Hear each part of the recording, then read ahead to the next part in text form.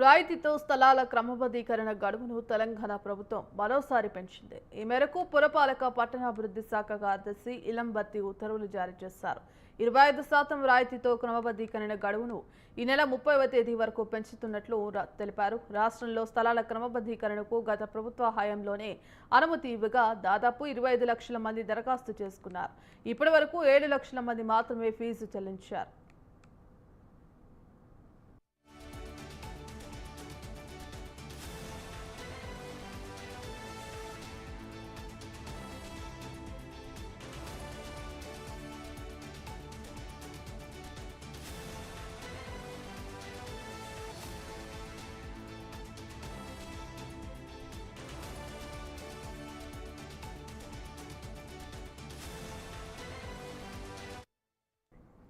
ప్రభుత్వానికి 2,000 కోట్ల ఆదాయం వచ్చింది. ఎల్ఆర్ఎస్తో మొత్తం 10,000 కోట్ల ఆదాయం వచ్చే అవకాశం ఉందని చెబుతున్నారు.